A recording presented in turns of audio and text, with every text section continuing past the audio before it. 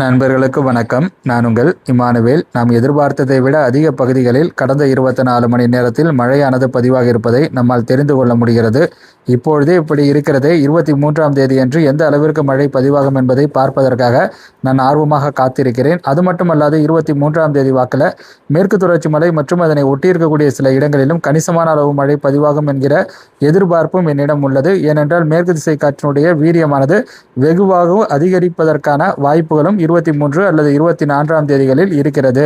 ஆகையினால் 23, 24, 25ஆம் தேதிகளில் நம்ம மேற்கு மாவட்ட பகுதிகளிலும் ஒரு சில இடங்களில் மென்ஷன் பண்ணி சொல்கிற அளவிற்கான மழைப்பொழிவை எதிர்பார்க்கிறோம். நேற்றைய தினமே விருதுநகர் மாவட்டத்தினுடைய மேற்கு பகுதிகளில் இருக்கக்கூடிய நண்பர் ஒருவர் எங்கள் பகுதியில் மழையே இல்லை அப்படிங்கிற மாதிரி அவருடைய வருத்தத்தை வெளிப்படுத்தி இருந்தார்.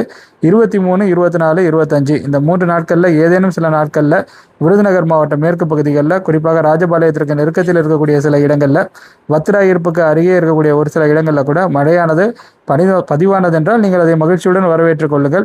நான் பதிவாகுங்கிறத உறுதியாலாம் சொல்ல முடியாத நிலையில் இருக்கிறேன். ஏன்னா கண்டிஷன்ஸ் அப்படி தான் இருக்குது. என்னதான் மேற்கு திசை காற்றினுடைய வேகமானது இந்த 2026ஆம் ஆண்டினுடைய தென்மேற்கு பருவமழை காலகட்டத்தில் சற்று அதிகரித்து சில நேரங்களில் காணப்பட்டாலும் உட்பகுதிகளில் பதிவாகக்கூடிய அந்த வெப்பச்சலன மழை குறைந்த பாடில்லை. அவ்வப்பொழுது உட்பகுதிகளில் கணிசமான அளவு வெப்பச்சலன மழையானது பதிவாகி கொண்டு தான் இருக்கிறது. இப்போ கடந்த 24 மணி நேரத்தில் நான் சொல்லும் பொழுது இப்போ 20ஆம் தேதி அன்று பிற்பகல் மாலை மற்றும் இரவு நேரங்களில் நம்ம ஒரு சில பகுதிகளை எதிர்பார்த்திருந்தோம். ஆனால் நம்ம எதிர்பார்த்த பகுதிகளை விட நிறைய இடங்களில் மழை பொழிவானது பதிவாக இருக்கிறது. குறிப்பாக டெல்டா மாவட்டங்களில் 60 மில்லிமீட்டருக்கும் அதிகமான அளவு மழை கூட சில இடங்களில் பதிவாக இருக்கிறத நம்மளால பார்க்க முடியுது. அந்த மழை அளவுகள் பட்டியலில் நம்மள்ட்ட இருக்குது. அதை படித்தாலே உங்களுக்கு தெளிவாக தெரிஞ்சிட போகுது. மயிலாடுதுறை மாவட்டம் மணல்மேடு சுற்று வட்டார பகுதிகளில் கிட்டத்தட்ட 66 மில்லிமீட்டர் அளவு மழையானது பதிவாக இருக்கிறது. அதே போல் திருமயிலடி, இதுவும் மயிலாடுதுறை மாவட்ட பகுதி தான், அங்கேயும் 66 மில்லிமீட்டர் அளவு மழையானது பதிவாக இருக்கிறது. கடலூர் மாநகராட்சியில் 59 மில்லிமீட்டர் அளவு மழை பதிவாக இருப்பதாக எனக்கு இன்ஃபர்மேஷன் கிடைத்திருக்கிறது.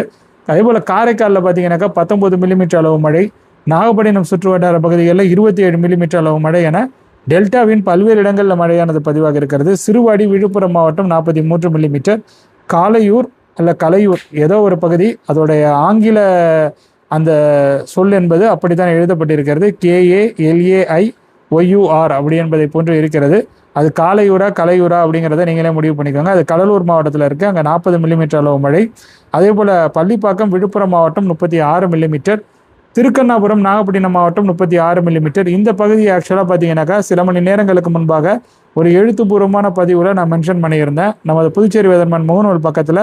அந்த நேரத்தில் நான் ரேடார் இமேஜஸ் எடுத்து பார்த்துட்டு இருக்கும் போது திருவாரூர் மாவட்ட பகுதிகளின் சில இடங்களில், காரைக்கால் மாவட்ட பகுதிகளின் சில இடங்களில், குறிப்பாக இப்போ காரைக்கால் நகர பகுதிகளில் நம்ம 19 மில்லிமீட்டர் அளவு மழை அப்படிங்கிற மாதிரி சொல்கிறோம் இல்லையா, அதுவே காரைக்கால் மாவட்டத்தில் இருக்கக்கூடிய அதனுடைய வடக்கு பகுதிகள் டுவர்ட்ஸ் அந்த திருக்கடையூர் தரங்கம்பாடி போகிற ரூட்டில் இருக்குது இல்லையா, அந்த பகுதிகளில் நல்ல இன்டென்ஸான மழை மையங்கள் இருந்தது. அதனால் கடற்கரை பகுதிகளில் பதிவாக இருக்கக்கூடிய குறிப்பாக அந்த டாப்ளர் வெதர் ரேடார் ஸ்டேஷனில் பதிவாக இருக்கக்கூடிய அந்த மழை அளவுகளுடன் ஒப்பிடுகையில் அந்த பகுதிகளில் கூடுதலான அளவு மழை பதிவாக இருக்குங்கிற மாதிரி தான் நான் நினைக்கிறேன். ஆனால் அங்கெல்லாம் மழை மணி இல்லை. அதனால் அந்த மழை அளவுகள் நமக்கு தெரிய வராமலேயே போய்விடும்.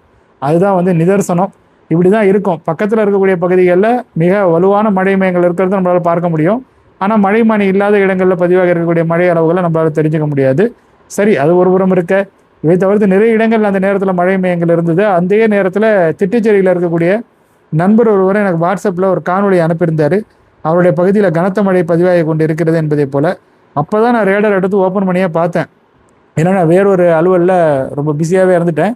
அப்போ அவர் இந்த வாட்ஸ்அப் மெசேஜ் அனுப்பின பிறகு அவர் எனக்கு காலும் பண்ணியிருந்தார். ஆக்சுவலாக என்னால் அதை அட்டன் பண்ணி பேச முடியல.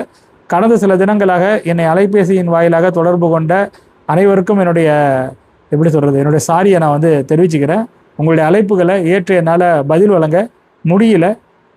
அதற்கு பல காரணங்கள் இருக்குது, பல பர்சனல் ரீசன்ஸ் இருக்குது. இனி வரக்கூடிய காலங்களில் நான் முடிந்த வரையில் அலைபேசிகளை எடுத்து பதில் வழங்குறதுக்கு முயற்சி பண்ணுறேன். சரி, அந்த திட்டச்சேரியிலேருந்து இருக்கக்கூடிய நண்பர் அதன் பிறகு வாட்ஸ்அப்பில் எனக்கு மெசேஜ் பண்ணிட்டார். அவர் அந்த பகுதியில் பதிவாக இருக்கக்கூடிய அந்த மழை காணொலியை அதை பார்க்கும்பொழுது பார்த்தீங்கன்னாக்கா நல்லாவே இருந்தது. நல்ல இன்டென்ஸான மழையாக தான் இருந்தது. அவர் ஒரு மழை மானியம் வைத்திருக்கேன் அப்படிங்கிற மாதிரி என்னை ஒரு வாட்டி நேரில் காரைக்காலில் மீட் பண்ணும்போது சொல்லியிருந்தார். அவர் மழை அளவுகளை நாளைக்கு நம்ம கூட வாட்ஸ்அப்பில் பகிர்ந்து கொள்வார் அப்படிங்கிற மாதிரி நம்பலாம். பகிர்ந்து கொண்டால் அதை நான் அடுத்த காணொலியில் உங்களுடன் பகிர்ந்து கொள்கிறேன். திட்டச்சேரி அந்த பகுதிகளில் பதிவாக இருக்கக்கூடிய மழை அளவு. சரி, நம்ம இப்போ அந்த திருக்கண்ணாபுரம் பகுதிகளின் நிலவரத்தை பார்த்தோம். ஏன்னா அது சில மணி நேரங்களுக்கு முன்பாக 29 மில்லிமீட்டரோ 27 மில்லிமீட்டரோ அங்கே வந்து பதிவாக இருந்தது. அந்த நேரத்தில் தான் நான் அந்த எழுத்துப்பூர்வமான பதிவை பகிர்ந்திருந்தேன். அப்புறம் கடலூர் ஆட்டோமேட்டிக் ரெயின் காஜில் இங்கே நம்ம தமிழ்நாடு பேரிடர் மேலாண்மை ஆணையத்திடமிருந்து பெறப்பட்டிருக்கக்கூடிய தகவலின் அடிப்படையில் 30 மில்லிமீட்டர் அளவு மழை பதிவாக இருக்கிறது என்பதை போன்ற இன்ஃபர்மேஷன் கிடைத்திருக்கிறது. கடலூர் ஆட்டோமேட்டிக் ரெயின் காஜ் இது. அதே சமயம் கடலூர் மெயின் ரெயின் காஜில் 59 மில்லிமீட்டர் அளவு மழையானது பதிவாக இருக்கிறது. புதுச்சேரி நகர பகுதிகளில் 8 மில்லிமீட்டர் அளவு மழையும் பதிவாக இருப்பதாக தான் நமக்கு இன்ஃபர்மேஷன் கிடைத்திருக்கிறது. புளியங்குடி கடலூர் மாவட்டம் 29 மில்லிமீட்டர், வெண்ணவால்குடி புதுக்கோட்டை மாவட்டம் 28 மில்லிமீட்டர், லாத்தூர் செங்கல்பட்டு மாவட்டம் 28 மில்லிமீட்டர், தக்கோலம் ராணிப்பேட்டை மாவட்டம் 28 மில்லிமீட்டர், பவுஞ்சூர் செங்கல்பட்டு மாவட்டம் 26 millimetre, Mayiladuthurai automatic rain gauge Mayiladuthurai மாவட்டம் 25 மில்லிமீட்டர், கருப்பட்டிப்பட்டி புதுக்கோட்டை மாவட்டம் 25 மில்லிமீட்டர், ராசகுப்பம் கடலூர் மாவட்டம் 25 மில்லிமீட்டர். இது போக நிறைய இடங்களில் மழை வந்து பதிவாக இருக்குதுங்க. லிஸ்ட்டு ரொம்ப பெருசு. தென் உள் மாவட்டங்களிலும் கணிசமான இடங்களில் மழையானது பதிவாக இருக்கிறது. சிவகங்கை மாவட்டத்தில், புதுக்கோட்டை மாவட்ட பகுதிகளில், புதுக்கோட்டை மாவட்டத்தை நீங்கள் வந்து தென் உள் மாவட்டம்னு சொல்லலாம், உட்பகுதின்னு சொல்லலாம். அது கடலோர மாவட்டத்திலையும் வரும். ஏன்னா அதனுடைய கிழக்கு பகுதிகள் பார்த்தீங்கன்னாக்கா கடலோர பகுதிகளாக இருக்கின்றன. புதுக்கோட்டை மாவட்டத்தில் தான் நான் வந்து சொல்கிறேன். மணமேல்குடிலாம் வந்து கடலோர பகுதி தானே. அதே சமயம் இப்போ அறந்தாங்கிலாம் பார்த்தீங்கன்னாக்கா கடலுக்கு கொஞ்சம் நெருக்கத்தில் இருக்கக்கூடிய உட்பகுதிகளாக இருக்கின்றன. அதே போல் நம்ம புதுக்கோட்டை நகர பகுதியை பார்த்தீங்கன்னாக்கா அது வந்து உட்பகுதி தான். புதுக்கோட்டை மாநகராட்சியை பொறுத்த வரைக்கும் அது கிட்டத்தட்ட உட்பகுதிகளில் இருக்கக்கூடிய ஒரு அமைப்பை கொண்ட ஒரு பகுதி தான். அதே சமயம் விராலிமலையெல்லாம் பார்த்தீங்கன்னாக்கா திருச்சி மாவட்ட தெற்கு பகுதிகளை ஒட்டி இருக்கக்கூடிய பகுதியாக இருக்கின்றன. ஸோ இந்த மாதிரி வந்து பல்வேறு அமைப்புகளை கொண்ட ஒரு மாவட்டமாக இந்த புதுக்கோட்டை மாவட்டம் இருக்கிறது. அதில் அவ்வப்பொழுது மழையானது பதிவாகி கொண்டு இருக்கிறது என்பதும் நமக்கு மகிழ்ச்சி தான். இதே போக டெல்டாவிலும் பல்வேறு இடங்களில் மழையானது பதிவாக இருக்கிறது. திருவாரூர் மாவட்டத்தில், தஞ்சாவூர் மாவட்டத்தில், நாகை மாவட்டத்தினுடைய சில இடங்களில் மழையானது பதிவாக இருக்கிறது. காரைக்கால், மயிலாடுதுறை மாவட்டத்தில் பல்வேறு இடங்களில் மழையானது பதிவாக இருக்கிறது. கடலூர் மாவட்ட பகுதிகளில், புதுச்சேரியில், விழுப்புரம் மாவட்ட பகுதிகளில், செங்கல்பட்டு மாவட்டத்திலும் மழையானது பதிவாக இருக்கிறது. குரோம்பேட்டிலும் பார்த்தீங்கன்னாக்கா மழையெல்லாம் பதிவானுச்சு. கிருஷ்ணகிரி, தருமபுரி, திருப்பத்தூர், நம்மளுடைய திருவண்ணாமலை மாவட்ட பகுதிகளிலும் மழையானது பதிவாக இருக்கிறது. ஆக்சுவலாக திருவண்ணாமலை மாவட்டத்தில் மழைக்கான வாய்ப்பு இருக்குங்கிறத நம்ம எக்ஸ்பெக்ட் பண்ணியிருந்தோம். வடவுள் மாவட்டத்தை நம்ம வந்து மென்ஷன் பண்ணியிருந்தோம். சேலம் போன்ற மாவட்டத்தையும் நம்ம மென்ஷன் பண்ணியிருந்தோம். இப்பயும் சேலம் மாவட்டத்தின் சில இடங்களில் மழையெல்லாம் வந்து பதிவாக இருக்கிறது. ஈரோடு மாவட்டத்திலும் ஒரு சில இடங்களில் மழையானது பதிவாக இருக்கிறது. திருப்பூர் மற்றும் கோயம்புத்தூர் மாவட்ட வடக்கு பகுதிகளிலும் மழையானது பதிவாக இருப்பதாக தான் தகவல் கிடைத்திருக்கிறது. நேற்று ஒரு நண்பருக்கு கேள்விக்கு விளக்கம் வழங்கும் பொழுது அடுத்த 24 மணி நேரத்தில் இந்த மாதிரியான ஒரு பாசிபிலிட்டி இருக்குது, உங்கள் பகுதியில் மழை பதிவாகுதா பார்க்கலாம் அப்படிங்கிற மாதிரி சொல்லியிருந்தேன். பதிவாகி இருக்கா இல்லையாங்கிறத அவர் கண்டிப்பாக கருத்துரை பகுதியில் போட்டிருப்பாரு. கருத்துரை பகுதிகளுக்கான விளக்கங்கள் வழங்கும் பொழுது அதை நம்ம பார்த்துடலாம். திண்டுக்கல் மாவட்ட தெற்கு பகுதிகளிலும் மழையெல்லாம் பதிவாக இருக்கிறது. ஆக மொத்தத்தில் பார்த்தீங்கன்னாக்கா அதான் நான் சொல்லிட்டேனே, இந்த காணொலியின் தொடக்கத்திலே நான் சொன்னது தான், நம்ம எதிர்பார்த்ததை விட அதிக இடங்களில் மழையானது பதிவாக இருக்கிறது. 23, 24 அல்லது 25ஆம் தேதிகளின் வாக்கில் ஏதேனும் சில நாட்களில் நம்ம தேனி மாவட்ட பகுதிகளில், பெரியார் அணை நீர்பிடிப்பு பகுதிகளில், அதே போல் அந்த கேரள எல்லையை ஒட்டி இருக்கக்கூடிய தேனி மாவட்ட பகுதிகளில் தான் நான் குறிப்பாக மென்ஷன் பண்ணி சொல்கிறேன். அந்த இடங்களில் ஓரளவுக்கு வலுவான மழையை நம்ம எதிர்பார்க்கலாம். நம்ம மேகமலை மாதிரியான இடங்கள்லாம் இருக்குது இல்லையா, அங்கே கூட நல்ல மழைப்பொழிவு இருப்பதற்கான வாய்ப்புகள் என்பது இருக்கிறது. அதனால தான் நம்ம விருதுநகர் மாவட்ட அந்த மேற்கு பகுதிகளுக்கும் ஒரு பாசிபிலிட்டி இருக்குங்கிற ஒரு கருத்தை வந்து முன்வைக்கிறோம். கன்னியாகுமரி மாவட்டத்திலும் மழையெல்லாம் பதிவாகும். நெல்லை மாவட்ட மேற்கு தொடர்ச்சி மலை பகுதிகளுக்கும் மழை சாத்தியக்கூறுகள் இருக்கிறது. வாழப்பாறை சுற்று வட்டார பகுதிகளிலும் 23, 24, 25ஆம் தேதிகளில் ஏதேனும் சில நாட்களில் மழையானது பதிவாகலாம். நீலகிரி மாவட்ட மேற்கு பகுதிகளிலும் மழையெல்லாம் பதிவாகலாம். கேரளாவிலும் பல்வேறு இடங்களில் மழையெல்லாம் வந்து பதிவாகும். இதெல்லாம் நீங்கள் அடுத்தடுத்து வரக்கூடிய நாட்களில் பார்க்க தான் போகிறீங்க. இது ஒரு புறம் இருக்க, செப்டம்பர் மாத வானிலை தொடர்பாக நிறைய நண்பர்களுக்கு நிறைய விதமான கேள்விகள் வந்து எழுந்து கொண்டே இருக்கின்றது. என்னை பொறுத்த வரையில் இப்பொழுது வந்து வெப்பச்சலன மழை நன்றாகவே வந்து பதிவாகி வருகிறது உட்பகுதிகளில். அடுத்து வரக்கூடிய நாட்களிலும் இது இடையே பதிவாகி கொண்டு தான் இருக்கும்.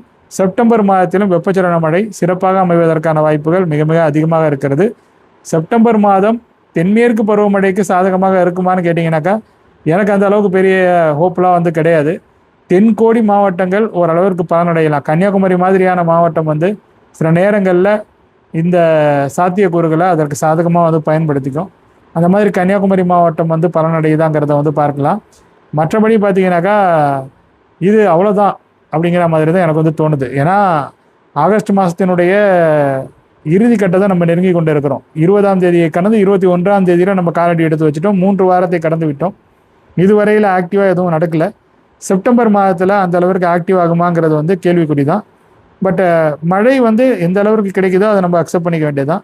ஆனால் நீர்வரத்தை அதிகரிக்கலைங்கிறது தான் எனக்கு மிகப்பெரிய வருத்தமாக இருக்கிறது. நீர்வரத்துனா இப்போ காவேரியிலிருந்து வரக்கூடிய அந்த நீர் வந்து மேட்டூர் அணையை வந்து சேரலை. அது வந்து உண்மையிலே வருத்தத்துக்குரிய ஒரு விஷயம். அதற்கு வந்து இயற்கை மட்டுமே ஒரு மிகப்பெரிய காரணம்ங்கிற மாதிரி நான் வந்து நினைக்கல. எல்னினோ ஃபேக்டர் வந்து இருக்கு. ஆனால் வந்து அட்மாஸ்பியரில் அது அந்த அளவிற்கு பெரிய தாக்கத்தை கொஞ்ச நாளைக்கு முன்பு வரையில் அது வந்து ஏற்படுத்தலை அப்படிங்கிற மாதிரி நம்மளால் உறுதியாக வந்து சொல்ல முடியும். ஜூன் மாதத்திலோ ஜூலை மாதத்துலேயோ பெரிய அளவில் எல்னினோவோட இம்பேக்ட் இருந்த மாதிரி நமக்கு வந்து தெரியவே இல்லை. ஏன்னா நமக்கு வட இந்திய பகுதிகளெல்லாம் மாஸ் பண்ணிடுச்சு மழை. சில இடங்கள்லாம் வந்து எடுத்ததை நம்ம எதிர்பார்த்ததை விட கனத்த மழை வந்து பதிவாக இருக்குது.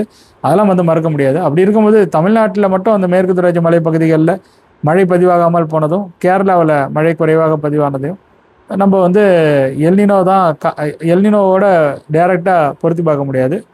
பட் இப்போ வந்து எல்னினோவுடைய அந்த இம்பேக்ட்டுங்கிறது வந்து அதாவது பெசிபிக் கடல் பரப்பில் இருக்குது. ஒட்டுமொத்த வளிமண்டலத்தில் அது எந்த அளவிற்கு இம்பேக்டை கொடுக்குதுங்கிறது 2027 தான் நமக்கு வந்து தெரியும். 2026ங்கிறது வந்து ஒரு சாம்பிள் மாதிரி தான். இந்த எல்னினோ வந்து கண்டினியூ ஆகுது, இதே மாதிரியான சூழ்நிலை தொடருது அப்படிங்கும்போது நெக்ஸ்ட் இயர் வெயில் காலம்ங்கிறது வந்து ரொம்ப கடினமாக தான் இருக்கும். 2027 கோடை காலம் கடினமான ஒரு கோடை காலமாக இருப்பதற்கான அனைத்து வாய்ப்புகளும் இருக்கிறது. அது மட்டும் அல்லாது அந்த நேரத்தில் மீண்டும் வந்து பெசிபிக் கடல் பரப்பு வெப்பநிலை வந்து அந்த இயல்பை விட கூடுதலாக ஆகலாம். அப்பொழுது அது எந்த அளவிற்கு அதிகரிக்குது அப்படிங்கிறத நம்ம பார்க்கணும். அதனை பொறுத்து அதனுடைய இம்பேக்ட் வந்து அட்மாஸ்பியரில் எந்த அளவிற்கு இருக்குது அப்படிங்கிறத நம்ம பார்த்தா தான் நமக்கு அப்போ இருக்கக்கூடிய தென்மேற்கு பருவமழையினுடைய நிலவரமே தெரிய வரும். ஸோ இது வந்து ஒரு எப்படி இருந்தாலும் நமக்கு ஒரு விஷயம் மட்டும் தெரியுது. நம்ம வானிலையில் ஏற்படக்கூடிய சில அதாவது இது வந்து நடக்காதது கிடையாது, ஏற்கனவே நடந்தது தான். பட் இப்போ அந்த நடக்கக்கூடிய அந்த ஃப்ரீக்வன்சி ரொம்ப ஜாஸ்தியாக இருக்குது. இதை நான் ஏற்கனவே ஒரு முறை காணொலிகளில் எக்ஸ்பிளைன் பண்ணியிருக்கேன். நிறைய முறை இதை நம்ம டிஸ்கஸும் பண்ணியிருக்கோம். இப்போ 11 வருஷத்துக்கு ஒரு தடவை 12 வருஷத்துக்கு ஒரு தடவை சில விஷயங்கள் வந்து நடந்துட்டு இருந்ததுன்னா இப்போலாம் 4 வருஷத்துக்கு ஒரு தடவை 5 வருஷத்துக்கு ஒரு தடவை வந்து நடக்குது. ஸோ அதனால் நம்ம இந்த மாதிரியான அந்த விஷயங்கள் எல்லாம் நடக்கும்போது அதை எதிர்கொள்வதற்கு தயாராக தான் இருக்கணும். இதற்கு நிறைய காரணிகள் இருக்குது. ஒரு காரணத்தை நம்ம வந்து சொல்ல முடியாது. புவி வெப்பமயமாக்கல் ஒரு காரணம், அதுவும் ஒரு ஃபேக்டர், முக்கியமான ஃபேக்டர்னு சொல்லலாம். அதனால தான் பார்த்தீங்கன்னாக்கா ஓவராலாகவே எல்லாமே வந்து அஃபெக்ட் ஆகுது. இது இல்லாமல் நம்மளும் செயற்கையாக வந்து நிறைய விஷயங்கள் பண்ணுறோம் இல்லையா. புவி வெப்பமயமாகுவதற்கும் செயற்கையாக நம்ம பண்ண பல விஷயங்கள் தான் காரணம், கார்பன் எமிஷன் தான் காரணம் அப்படிங்கிற மாதிரி வந்து சொல்கிறாங்க. ஸோ அது ஒரு புறம் இருக்கு. இங்கே செயற்கையான முறையில் நம்ம வந்து இந்த க்ளவுட் சீடிங்லாம் பண்ணுறோம் இல்லையா. ஸோ அதெல்லாம் வந்து எப்படின்னா இப்போ ஒரு இடத்துல வந்து ஒரு சூழ்நிலை இருக்குனாக்கா அதற்கு தகுந்த மாதிரி தான் அதனுடைய அமைப்பு என்பது வந்து இருக்கும். எல்லாத்தையும் நம்ம வந்து மாற்றி அமைத்து கொண்டே இருக்கக்கூடாது. ஒரு ட்ரையான இடத்துல ஒரு பாலைவனத்தில் நான் வந்து ஒரு பூங்காவனத்தை உருவாக்க போகிறேன் அப்படின்னு யாராவது ஒரு முயற்சி ஒன்று எடுத்தாங்கனாக்கா அது பெரிய அளவில் பண்ணும்போது அது கண்டிப்பாக வேறு சில மாற்றங்களை வந்து ஏற்படுத்த தான் செய்யும். அதற்கு அருகாமையில் இருக்கக்கூடிய அந்த நிலப்பகுதிகளில் ஒரு எக்கோசிஸ்டம்ங்கிறது அந்த நிலப்பரப்பு, அந்த நிலப்பரப்பை சார்ந்தது தான். அந்த நிலப்பரப்பில் சில மாறுதல்கள் ஏற்படும் பொழுது அதை ஒட்டி இருக்கக்கூடிய பல இடங்களுக்கும் அது ஒரு மாறுதலை ஏற்படுத்தி கொடுக்கும். அங்கே இருக்கக்கூடிய சில காமனாக நடக்கக்கூடிய விஷயங்களை அது வந்து மாற்றி அமைக்கும். உதாரணத்துக்கு ஒன்று வேணாம், இப்போ ஒரு எறும்பு வந்து உங்கள் வீட்டில் இருக்குது அப்படிங்கிற மாதிரி வச்சுக்கோங்களேன். எறும்போ இல்லை ஏதோ ஒரு பூச்சியோ இல்லை ஏதோ ஒரு விஷயமோ இருக்குது ஒரு இடத்துல, ஒரு மணலில் வந்து வாழ்ந்துட்டு இருக்குது, உங்களுடைய இடத்துல வாழ்ந்துட்டு இருக்கு அப்படிங்கிற மாதிரி வச்சுக்கோங்க. இப்போ அந்த இடத்துல எறும்பு இருக்குனாக்கா பல சின்ன சின்ன பூச்சிகள் இருக்கும், பறவைகள் அப்பப்போ வந்து உட்காரும் ஒரு மரத்தில். இப்போ அந்த இடம் வந்து நகர்மயமாகுது அப்படிங்கும் போது அதை நம்ம இடிச்சுட்டு கட்டடங்கள் கட்டுறோம். கட்டடங்கள் கட்டிய பிறகு எறும்புக்கான இடம் என்பது அந்த இடத்தில் கிடையாது. அப்படி தான் நம்ம வந்து பார்க்கணும். அப்போ வந்து ஒரு சிஸ்டம் அங்கே பாதிக்கப்படுது இல்லையா. ஒரு உயிரினம் அங்கே வாழ்ந்து கொண்டு இருந்தது, அந்த வாழ்ந்த உயிரினம் அங்கே இல்லை. அதுக்காக நீங்கள் வந்து வீட்டிலலாம் எறும்பு வந்ததுனாக்கா சந்தோஷமாக வரவேற்றுக்கணும்னு நான் சொல்ல. பட்டு நான் ஆக்சுவலாக சொல்கிற விஷயங்கிறது வந்து அந்த எறும்பு இடத்துல மனுஷனை பொருத்தி பாருங்கள். நீங்கள் ஒரு இன்ஃப்ராஸ்ட்ரக்சர் டெவலப்மெண்ட்டோ இல்லை ஏதோ ஒரு விஷயம் கொண்டுட்டு வரும்போது அந்த இடத்துல வந்து ஒரு குடிபெயர்வு நகருது. அது வந்து அங்கே இருந்த ஒரு அமைப்பை வந்து மாற்றுது. ஒரு சின்ன இடத்துல நம்ம சொல்கிறோம், ஒரு 2400 ஸ்கொயர் ஃபீட்டில் இல்லை ஒரு 1200 ஸ்கொயர் ஃபீட்டில் நடக்கக்கூடிய மாற்றத்தை நம்ம சொல்கிறோம். இதுவே வந்து ஒரு பெரிய அளவில் நடக்கும்போது ஒரு பெரிய ஒரு பாலைவனத்தில் ஒரு வனப்பகுதியை உருவாக்கணும்னு நினைக்கிறதெல்லாம் வந்து கொஞ்சம் அபத்தமான விஷயமாக தான் எனக்கு படுகிறது. அது இயற்கைக்கு முற்றிலும் விரோதமானது. அதே போல் தான் நீர் வந்து கடலில் கலக்கிறத நம்ம தடுக்கணும்னு நினைக்கக்கூடாது. நமக்கு போக அது கடலில் தான் கலக்கணும். அப்போ தான் வருஷம் வருஷம் அந்த நீர் வந்து வந்துட்டு இருக்கும். நீங்கள் ஏதாவது தடுத்து கடல்லே போய் நீரை கலக்க விடாமல் பண்ணிட்டு இருந்தீங்கன்னாக்கா கடல் வெப்பமயமாகுவது என்பது அதிகரிக்கும். ஸோ அதையும் வந்து நோட் பண்ணி வச்சுக்கோங்க. ஸோ எல்லாமே வந்து இயற்கையில் கரெக்டாக நடந்துட்டு இருந்துருக்குது. அதை நம்ம தான் வந்து அப்பப்போ நம்ம தேவைக்காக ஓரளவுக்கு மாற்றணும். தேவைக்கு போக இப்போ நம்ம நிறைய விஷயங்களை வந்து செஞ்சுட்டு இருக்கோம் அப்படிங்கிற மாதிரி தான் எனக்கு வந்து தோணுது. இதில் உங்களுக்கு நிறைய கருத்துக்கள் இருக்கலாம். அது எங்களோட கருத்துரை பகுதியில் நீங்கள் பகிர்ந்துக்கோங்க. இப்போ இதுவரையில் 15 நிமிடம் ஆகி இருக்கிறது. அடுத்த 24 மணி நேர மழை வாய்ப்புகளை பொறுத்த வரையில் நான் எதிர்பார்ப்பது அடுத்த 24 மணி நேரத்திலும் மழையானது ஒரு சில இடங்களில் பதிவாகும் அப்படிங்கிற மாதிரி தான் எதிர்பார்க்கிறேன். இந்த மாதிரியே பதிவாகாது அப்படிங்கிற மாதிரி நான் வந்து நம்புகிறேன். ஏன்னா நமக்கு இன்னும் காலம் இருக்குது. 23ஆம் தேதி இந்த மேற்கு திசை காற்றும் கொஞ்சம் வேகமாகும் போது இன்னும் அந்த கடலோர பகுதிகளுக்கு, குறிப்பாக வடகடலோர மாவட்டங்களுக்கு ரொம்ப சாதகமான அமைப்பாக இருக்கும். இப்போ நெக்ஸ்ட் 24 ஹவர்ஸில் நம்ம வேலூர் மாவட்டத்தின் சில இடங்களில், திருவண்ணாமலை மாவட்டத்தினுடைய சில இடங்களில், வட உள் மாவட்டங்களில், சென்னை மாநகர் மற்றும் அதனுடைய புறநகர் பகுதிகளில் மழையை வந்து எதிர்பார்க்கலாம். அது என்ன மழை அங்கொன்றும் இங்கொன்றுமாக பதிவாகலாம். வெப்பச்சலன மழை தான் இது. கிடைக்கக்கூடிய மழையை நீங்கள் மகிழ்ச்சியுடன் வரவேற்றுக் கொள்ளுங்க. உட்பகுதிகளில் மழை வாய்ப்பு இருக்கான தென் உள் மாவட்டத்தில், இப்போ சிவகங்கை மாவட்டத்தில் ஒரு சில இடங்களில் மழை பதிவாகலாம். திண்டுக்கல் மாவட்ட தெற்கு பகுதிகளில் மழையானது பதிவாகலாம். நேற்று தினம் நம்ம கொடைக்கானல் பகுதியெல்லாம் எக்ஸ்பெக்ட் பண்ணியிருந்தோம். அங்கெல்லாம் மழை பதிவானுச்சான்னு தெரில. ஆனால் திண்டுக்கல் மாவட்ட தெற்கு பகுதிகளின் சில மழைமணிகளில் மழையானது பதிவாக இருக்கிறது. நீலகிரி மாவட்ட கிழக்கு பகுதிகளை ஒட்டி இருக்கக்கூடிய கோயம்புத்தூர் மாவட்ட வடக்கு பகுதிகளுக்கும் மழைக்கான வாய்ப்புகள் என்பது அடுத்த 24 மணி நேரத்தில் இருக்கிறது. பார்க்கலாம் எந்த அளவிற்கு மழை பதிவாகுது அப்படிங்கிறது. இது நான் சொல்கிறது வந்து 21ஆம் தேதிக்கான அந்த வானிலை அமைப்புகள் தான். இப்போ உங்களுடைய கேள்விகளுக்கு நான் வந்து விளக்கங்கள் வழங்க தொடங்குறேன். மழை அளவுகள் தொடர்பாகவும் சில விஷயங்களை பார்த்துருக்குறோம். இதோட இந்த காணொலியை ஸ்கிப் பண்ணிக்கிறவங்க தாராளமாக ஸ்கிப் பண்ணிக்கலாம். இதுக்கு முன்னாடி ஸ்கிப் பண்ணியிருந்தாலும், அதாவது சில விஷயங்கள் நம்ம கொஞ்சம் ஜென்ரலாக கூட பேசியிருப்போம். பேசும்போது அது வர்றது தான் ஜென்ரல் திங்குங்கிறது. ஜென்ரல்னாக்கா வானிலை மட்டும் அல்லாது அதனுடன் சார்ந்த அந்த வானிலை என்பது மழை பொழிவு அது மட்டும் கிடையாது. மழை, இடி, புயல், அதுக்கப்புறம் பனி, இது மட்டும் கிடையாது. இதை தாண்டி நிறைய இருக்கிறது. வானிலை என்பது நம்முடைய வாழ்வியலும் வானிலையும் ஒன்றோடு ஒன்று பின்னி பிணைந்தது. நம் வாழ்வியல் என்பது நம்முடைய இயற்கை சூழ்நிலை, நம்முடைய சூழலியல், இதோடு ஒன்றிணைந்து இருப்பது. ஆக மொத்தத்தில் எல்லாமே அதாவது அனைத்துமே ஒன்றோடு ஒன்று தொடர்புடையது தான். அதனால் நம்ம சில விஷயங்களை பற்றி விளக்கும் பொழுது சில விஷயங்களை பேச வேண்டியது தேவை இருக்குது.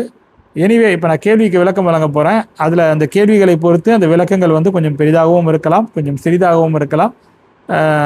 அதனால் அதை கேட்கணும்னு ஆர்வம் இருக்கிறவங்க மட்டும் அதை கேட்டால் போதும்.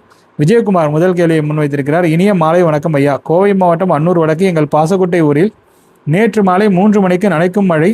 இன்று மேகமூட்டமாக இருந்தது. மழை வரும் என்று எதிர்பார்த்தேன், ஆனால் மழை இல்லை. வரும் நாட்களில் மழை கிடைக்குமா? நன்றிங்க அப்படிங்கிற மாதிரி கேட்டிருக்காங்க. மழை கிடைக்கும், நம்பிக்கையுடன் காத்திருங்க. இப்போ மழை சில இடங்களில் பதிவாகி இருக்குது. கோயம்புத்தூர் மாவட்ட வடக்கு பகுதியில் மழை பதிவாகலைங்கிறது எனக்கு வருத்தமாக தான் இருக்குது. நம்பிக்கையுடன் இருங்க. அடுத்தடுத்து வரக்கூடிய நாட்களில் சில நாட்களில் மழையானது பதிவாகலாம். வெற்றிவேல் அப்படிங்கிற நம்பர் வந்து சன் அண்ட் 3 சுற்றி ரிங்கு மாதிரி இருக்குது. அது இருந்தால் ரெயின் வரும்னு பெரியவங்க சொல்லுவாங்க. ஆனால் அது உண்மையா? அண்ணா, வில்லேஜ் சைடில் அக்ரிகல்ச்சருக்கு வாட்டர் இப்போது இல்லை. கவர்மெண்ட் இனிஷியேட்டிவ் எடுத்து யூஸ்லெஸ் போர்வெல்லில் ரெயின் வாட்டர் ஹார்வெஸ்டிங் பண்ணால் கிரவுண்ட் வாட்டர் லெவல் இன்க்ரீஸ் ஆகுமா அப்படிங்கிற மாதிரி வந்து கேட்டிருக்காங்க. ஸோ அது என்னங்கிறத இந்த கேள்விக்கு ஆன்சர், அதாவது இந்த போர்வெல் பற்றி சொல்கிறீங்க இல்லையா, அது கொஞ்சம் நம்ம டைரெக்டாக ஆன்சர் பண்ணக்கூடிய ஒரு விஷயமாக எனக்கு வந்து படலை. அதை பற்றி கொஞ்சம் நான் தெரிஞ்சுக்க வேண்டியதாக இருக்குது. ஏன்னா ஒரு வில்லேஜ்னாக்கா அது என்ன மாதிரியான வில்லேஜ், இப்போ டெல்டாவில் இருக்கக்கூடிய வில்லேஜுங்கிறது வந்து அது வேறு மாதிரியான அமைப்பை கொண்டது. இப்போ நாகப்பட்டினத்தில், இப்போ எங்கள் ஊரில் காரைக்கால்லே நீங்கள் எடுத்துக்கிட்டிங்கன்னா மண்ணை தோண்டினீங்கன்னாக்கா உப்பு தண்ணி வந்துடும். கொஞ்ச நாளைக்கு முன்னாடி நல்ல தண்ணி வந்துட்டு இருந்தது. இப்போலாம் பார்த்தீங்கன்னாக்கா நீங்கள் கடலுக்கு பக்கத்தில் ஒரு இடத்துல வந்து தோண்டினீங்கன்னாக்கா உப்பு தண்ணி வந்துடும். அதுதான் வந்து ரீசன். முன்னாடி இப்போ நான் சின்ன வயசாக இருக்கும் போது சும்மா மண்ணை கையை வச்சு நோண்டுறது, இந்த குச்சை வச்சு நோண்டுவோம். எங்கள் வீட்டோட பின் சைடில் தண்ணி வந்து வரும். ஸோ அந்த மாதிரிலாம் இருந்த காலகட்டம் என்பது போய்விட்டது. இன்று வந்து அந்த மாதிரியான ஒரு இடங்களுக்கே நம்ம வந்து எவ்வளோ அடி போர் போட்டு நீர் எடுக்க வேண்டியதாக இருக்கிறது. எங்கள் வீடு காரைக்காலில் நாங்கள் கட்டும் போது அந்த பில்லர் போடுவோம் இல்லையா, பில்லர் போடினப்ப மணல் எடுத்தப்ப தண்ணி வர ஆரம்பிச்சிட்டு அவ்வளோ நீர் இருந்தது. அதுக்கப்புறம் அந்த வேலையே ஸ்டாப் பண்ணி வச்சிடணும். ஸ்டாப் பண்ணி வச்சு அந்த தண்ணி எல்லாம் வற்றின பிறகு அதுக்கப்புறம் அந்த ஒர்க்கை வந்து ஸ்டார்ட் பண்ணோம். ஸோ அந்த அளவிற்கு நீர்வளம் மிக்க பகுதிகளாக அது இருந்தது. அது மாதிரி ஒவ்வொரு நிலப்பரப்பும் வெவ்வேறு அமைப்புகளை கொண்டது. நீங்கள் எந்த பகுதியை கேட்குறீங்க அப்படிங்கிற மாதிரி நீங்கள் வந்து சொல்லுங்கள். அதற்கு ஏற்றவாறு நான் வந்து அந்த பகுதியின் நிலவரம் தொடர்பாக சொல்கிறேன். அப்புறம் அந்த நிலவு சுற்றி அந்த வட்டம் இருக்குது இல்லையா, அது வந்தாலே மழை வந்துடும் அப்படிங்கிற மாதிரி கிடையாது. ஆனால் பெரியவங்க அப்படி சொல்கிறதுலேயும் ஒரு அர்த்தம் இருக்குது. இது வந்து ஒரு வானிலை மாற்றத்தை தான் குறிக்குது. வானிலைனாக்கா பெரிய ஃபேக்டர்லாம் கிடையாது. அதாவது ரொம்ப மெல்லிய மேகங்கள் இருக்கும். இது வந்து ஒரு ரிஃப்ராக்ஷன் சொல்லுவாங்க. நம்ம பார்க்குறோம் இல்லையா, அப்போ ஒளியை நம்ம பார்க்குறோம். அப்போ ஒரு ஒரு ஒரு ஒரு பொருளுமே வந்து ஒரு ஒரு ஒளி நிறைந்த ஒரு பொருளாக இருக்கிறது. அது என்ன காட்டுதோ அதுதான், அந்த ஒளி தான் நம்ம கண்ணுக்கு வந்து தெரியுது அப்படிங்கிற மாதிரி சொல்லலாம். அந்த வகையில் ஒரு மெல்லிய மேகம் அது நம்ம கண்ணுக்கு தெரியாது அப்படிங்கிற மாதிரி வச்சுக்கோங்களேன். அந்த மேகத்தின் மேலே அந்த நிலவோட ஒளிப்பட்டு அது வந்து வளைகிறது. அதுதான் வந்து ரிஃப்ராக்ஷன் அப்படிங்கிற மாதிரி சொல்கிறோம். அது ஒரு குறிப்பிட்ட ஒரு டிகிரியில் வளையும். அது வந்து 22 டிகிரி ஹாலோ அப்படிங்கிற மாதிரி சொல்லுவாங்க. ஸோ அதனால தான் அது வந்து தெரியும். இதில் வந்து பெரியவங்க ஏன் இதை மாதிரி சொல்கிறாங்கனாக்கா, ஆகா ஒரு மாற்றம் நடக்குது, ஏதோ மேகங்கள் வருது. இப்போ வந்து சாதாரணமாக அது வந்து நடக்க போகிறது கிடையாது. நம்ம நார்மலாக நம்ம வெறுங்கனில் பார்த்தோம்னா நிலவு தான் தெரிய போகுது. பட் இப்போ வந்து ஒரு வட்டம் போட்டிருக்குனாக்கா எதனால், அப்போ வந்து ஏதோ ஒரு மேகம், ஒரு மாற்றம் வந்து நடந்துக்கிட்டு இருக்கு, அதனால வந்து மழை வருவதற்கான வாய்ப்புகள் இருக்குது அப்படிங்கிற மாதிரி அவங்க வந்து சொல்லுவாங்க. சில நேரங்களில் இது ஒர்க் அவுட்டாக ஆகும், சில நேரங்களில் அது ஒர்க் அவுட்டாக ஆகாது. மழை மேகம் வந்தால் தான் மழை வந்து கிடைக்கும். இந்த மாதிரியான ஒரு மெல்லிய மேகம் வந்து சும்மா நிலவு அதனால அந்த நிலவோட ஒளி நம்ம கண்ணுக்கு தெரிகிறதுனால மட்டும் அது வந்து நடக்கிறது கிடையாது. பட் இதை வந்து ஒரு ஸ்டார்டிங்காக இருந்தால், ஒருவேளை பின்னாடி வரக்கூடிய அந்த சக்தி வாய்ந்த மேகங்களை எடுத்து கூறும் வகையில் இந்த விஷயங்கள் ஒருவேளை நிகழ்ந்திருந்ததுன்னா இது வந்து மழை வாய்ப்புகளுக்கான அறிகுறி அப்படிங்கிற மாதிரி அவங்க வந்து பார்க்குறாங்க. சொல்ல வர்றது உங்களுக்கு புரிஞ்சிருக்கும்னு நினைக்கிறேன். பின்னாடி வரக்கூடிய மேகங்களுக்கு இது ஒரு முன்மாதிரியாக இருக்கும் அப்படிங்கிற மாதிரி பார்க்குறாங்க. பட் எல்லா நேரத்துலையும் அப்படி வந்து இருக்கிறது கிடையாது. சில நேரங்களில் இந்த மாதிரி வட்டம் வரும்போது மழை வந்து வரும். சில நேரங்களில் வெறும் வட்டம் தான் உங்களால் பார்க்க முடியும், அந்த மழையை வந்து உங்களால் வந்து அனுபவிக்க முடியாது. இது வந்து முன்ன பின்ன வந்து மாறும். இது அந்த காலத்தில் இந்த விஷயங்கள்லாம் தெரியாமல் இருந்ததுனால, அதாவது பார்த்திங்கன்னா மழை மேகங்கள் இப்போ உதாரணத்துக்கு சொல்லுவாங்க இல்லையா, இப்போ இந்த ஆடி காற்று வர்றதை வச்சுலாம் வந்து கணிப்பாங்க. முன்னாடியிலேருந்தே இது வந்து நடக்குது. நம்ம நண்பர்களே நிறைய பேர் வந்து கேட்டிருக்காங்க, இது மாதிரி வந்து காற்று வந்து வரல, இது வந்து பாதிக்கும் அப்படிங்கிற மாதிரி வந்து சொல்லுவாங்க. இல்லை காற்று வேகமாக அடிச்சிட்டு இருக்குது, இந்த மாதிரி வந்து அடிக்கக்கூடாது அப்படிங்கிற மாதிரி வந்து சொல்லுவாங்க. அப்போ உங்களுக்கு வந்து தெரியாது, வங்கக்கடலில் ஒரு சுழற்சி இருக்குது, சுழற்சி இருக்கிறதுனால காற்றின் வேகம் வந்து அதிகரிக்குதுங்கிறது வந்து தெரியாது. ஸோ இது வந்து அண்டர்ஸ்டாண்டிங்கை பொறுத்தது. ஏன்னா அப்போ அதற்கான வசதிகள் இல்லை. 90களிலேயே அதற்கான வசதிகள் வந்து கிடையாதுங்க. அப்போ வந்து ஜாப்பனீஸ் டைஃபோன் வார்னிங் சென்டர் அவங்க வந்து கொடுக்குறது தான் வந்து டேட்டாவாக நமக்கு வந்து இருந்தது. அவங்க வந்து அங்கே இருக்காங்க. ஸோ இங்கே வந்து வங்கக்கடல் பகுதிகளில் புயல் லேண்ட்ஃபால் ஆகிறதெல்லாம் பார்த்தீங்கன்னாக்கா அவ்வளோ அக்யூரேட்டாலாம் சொல்ல முடியாது. உதாரணத்திற்கு பார்த்தீங்கன்னாக்கா பல முறை வந்து லேண்ட்ஃபால் லொக்கேஷன் இந்த இடத்துல கரையை கடக்கும் அப்படிங்கிற மாதிரி வந்து சொல்லப்பட்டு, அது வந்து வேறு இடங்களில், அதாவது காரைக்காலில் கரையை கடக்கும்னு சொல்லப்பட்டு வந்த புயல்கள் வந்து சென்னையில் கரையை கடந்து பலத்த சேதங்களை ஏற்படுத்திய அந்த வரலாறுகள்லாம் நிறையவே வந்து உண்டு. 80களிலும் சரி 90களிலும் சரி. அதே போல் சென்னையில் கரையை கடக்கும் என்று எதிர்பார்க்கப்பட்டு, புதுச்சேரியில் கரையை கடக்கும் என்று எதிர்பார்க்கப்பட்டு, காரைக்காலை விட்டு வெளுத்தெடுத்த புயல்களும் வரலாற்றில் மிக அதிகமாக உண்டு. இதெல்லாம் வந்து நடந்திருக்குது. பட் இப்போ வந்து அக்யூரசி ரொம்ப ஜாஸ்தியாகவே இருக்குது. இதை வந்து ஒரு முன்னேற்றம்னு தான் நம்ம வந்து பார்க்கணும். முன்பை விட இப்போ அக்யூரசி நல்லா தான் இருக்குது. முன்பு அந்த அளவுக்கு நமக்கு எல்லாம் விவரம் தெரியாது, சோஷியல் மீடியா யுகம் கிடையாது. அதனால் கிரிட்டிசிசம் பண்ணுறதுக்கு யாரும் வந்து இல்லை. எழுதுனா பத்திரிக்கை தான் எழுதணும். அந்த பத்திரிக்கையை வந்து என்ன சொல்லுவாங்கனாக்கா, இப்போ யார் வந்து நியூஸ் தராங்களோ அதுதான் வந்து போடுவாங்க. அந்த பீரியடில் அவங்களுமே வந்து இதெல்லாம் வந்து பார்க்கல. விண்டி ஆப்பை வச்சுட்டோ இங்கே சுழற்சி இருக்குது அப்படிங்கிறதெல்லாம் அவங்க வந்து பார்க்கல. டிவி சேனல்லாம் இருந்து அதை எடுத்து வச்சுக்கிட்டு விண்டி ஆப்பில் வந்து ஃபில்டர் போட்டு வச்சுக்கிட்டு உட்காந்துட்டு, உங்களுக்காக நாங்கள் பிரத்யேகமாக செயற்கைக்கோளிலிருந்து எடுத்து இதை காட்டி கொண்டு இருக்கிறோம், இங்கே பார்த்தீர்களா புயல் இருக்கிறது, நாளைக்கு வந்து இங்கே உள்ளே வந்து விடும், இப்படி நகர்ந்தால் என்ன ஆகும், இப்படி அது உள்ளே வந்தது என்றால் இங்கே உள்ள ஊர்கள் எல்லாம் இங்கே பார்த்தீங்களா இங்கே சிவப்பு கலரில் இருக்குது, அந்த மாதிரிலாம் அவங்க வந்து சொல்லலை. ஆக்சுவலாக அப்போல்லாம் நியூஸஸ் வந்து எவ்வளோ ஒரு 1/2 மணி நேரம் தான் இருக்கும். அந்த புயலை பற்றி பார்த்தீங்கன்னாக்கா அடுத்த ஒரு இன்று இரவு வந்து கரையை கிடக்கும் அப்படிங்கிற மாதிரி வந்து சொல்லுவாங்க. இந்த 93 புயல் இருக்கு இல்லையா, காரைக்கால் அடிச்சது இல்லையா, அப்பயே நான் வந்து நியூஸ் வந்து கேட்டுட்டு இருக்கும் போது அப்படி தான் வந்து சொன்னாங்க, காரைக்காலில் வந்து கரையை கிடக்கலாம் அப்படிங்கிற மாதிரி தான் அதில் வந்து இன்ஃபார்ம். அதாவது காரைக்கால்னு மென்ஷன் பண்ணி சொல்ல மாட்டாங்க, நாகப்பட்டினம் மற்றும் மசூலிப்பட்டினம் இடையில கரையை கிடக்கலாம் அப்படிங்கிற மாதிரி வந்து சொல்லுவாங்க. அப்போ நமக்கு வந்து அதற்கான தாக்கம் வந்து தெரியும். மழை வந்து பெஞ்சிக்கிட்டே இருக்குது, சாயந்தரத்துலேருந்து பெய்யுது, அடித்து ஊற்றிக்கிட்டே இருக்குது, மழை இன்க்ரீஸ் ஆக ஆரம்பிக்குது. அப்புறம் தூங்கி எந்திரிச்சு பார்த்த பிறகு தான் தெரியுது பல மரங்கள் வந்து விழுந்து கிடக்கு. வரலாற்றில் அது வந்து பயங்கரமான ஒரு புயல்னு தான் நான் வந்து சொல்லுவேன். நான் என் வாழ்நாளில் பார்த்ததில் பல ஆண்டுகள் வாழ்ந்த பல மரங்கள் வந்து சாய்ந்தது. அது இன்னும் நினைவில் இருக்கிறது. ஒரு 20 நாளைக்கு மேலே மின்சாரம் இல்லாமல் இருந்திருக்கிறேன். 10-15 நாட்கள் இரவு நேர உணவு என்பதே வந்து இந்த டீ அண்ட் அந்த சாரொட்டின்னு சொல்லுவாங்க, பொறை, அதுதான் வந்து இரவு நேர உணவாக இருந்தது. ஏன்னா வேறு எதுவும் கிடைக்கல, இந்த அளவுக்குலாம் கிடையாது. இப்போ கஜா புயல் அப்போல்லாம் பார்த்தீங்கன்னாக்கா அடுத்த நாளே வந்து மரத்தெல்லாம் வந்து வெட்டி அதை அப்புறப்படுத்துகிற பணிகளுக்கெல்லாம் வந்து நிறைய முக்கியத்துவம் கொடுக்க ஆரம்பிச்சிட்டாங்க. ஏன்னா எல்லார் கையிலையும் அலைபேசி இருக்குது, எல்லாரும் வந்து அதை ஃபோட்டோ பிடிக்கிறோம், எல்லாரும் அதை வந்து போடுறோம். ஸோ மக்களுக்கே இப்போ வந்து நிறைய வந்து எக்ஸ்போஷர் கிடச்சிட்டு, அதுக்காக தான் இவ்வளோ நேரம் நான் வந்து பேசிகிட்டு இருக்கிறேன். அப்போ இருந்த மக்களுக்கு பார்த்தீங்கன்னாக்கா இந்த அளவிற்கான அந்த எப்படி சொல்கிறது, அவங்களுக்கு அதை தெரிஞ்சுக்கிறதுக்கான சாத்தியக்கூறுகளே கிடையாது. இப்போ விண்டி ஆப்லாம் இருந்தால் தானே, இல்லை ஏதாவது ஒன்று இருந்தால் தானே அவங்க இந்த புயல் இங்கே இருக்குது அங்கே இருக்குலாம் பார்த்துட்டு இருக்க முடியும். அதெல்லாம் யாராவது எடுத்து சொன்னால் தானே அவங்களுக்கு வந்து தெரிஞ்சிருக்கும். அப்படி இல்லைன்னா அந்த வார்னிங் சென்டரில் என்ன கொடுக்குறாங்களோ அது வர்றதே ஒரு கணிசமான ஒரு நேரத்தில் வரும். அதுக்கப்புறம் 24 மணி நேரத்திற்கு ஒரு தடவை தான் வந்து இவங்க ஒரு அறிக்கை ஒன்று கொடுப்பாங்க. அந்த அறிக்கை தான் அடுத்த 24 மணி நேரத்துக்கு மெயின்டைன் ஆகும். ஆனால் வானிலை அப்படியா இருக்குது, நீங்கள் பார்த்துருக்கீங்க இல்லையா? அது வந்து திடீர்னு ட்விஸ்டெல்லாம் கொடுக்கும் இல்லையா?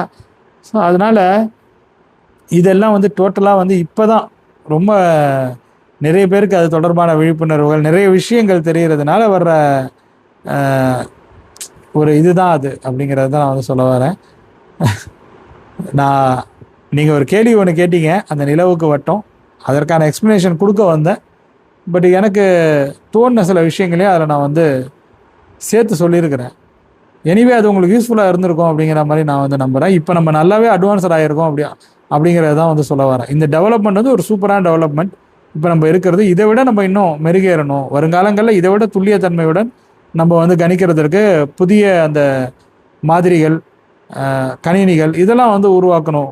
அடுத்த லெவலுக்கு போகணும் அப்படிங்கிறது தான், அக்யூரேட்டாக இருக்கணும். அந்த மாதிரி அதை நோக்கி தான் நம்ம வந்து போகிறோம். 100% பாசிபிளா அப்படிங்கிறது வந்து நமக்கு தெரியாது. பட் அட்லீஸ்ட் நம்ம அதில் வந்து 95%, 90% அச்சீவ் பண்ணுறதுக்கு முயற்சி பண்ணுவோம், அதை நோக்கி ஓடுவோம். இன்றைக்கி 30% இருக்கிறத 90% மாற்றுவோம். அது நம்மளுடைய வருங்கால லட்சியமாக இருக்க வேண்டும். எனக்கு கிடையாது, இந்த மாதிரியெல்லாம் உருவாக்குறவங்களுக்கு, அரசாங்கத்திற்கு, இது தொடர்பான அந்த ஆராய்ச்சிகளில் ஈடுபடுறவங்களுக்கு இருக்கணும். நம்மளும் வந்து அதெல்லாம் வச்சுக்கிட்டோம்னாக்கா அதெல்லாம் நல்லா இருந்ததுன்னா நம்மளும் கரெக்டாக சொல்ல போகிறோம், நம்மளும் நம்மளுடைய கணிப்புகளில் இம்ப்ரூவ்மெண்ட்டை பண்ணிக்க போகிறோம். இது வந்து இப்படி தான்.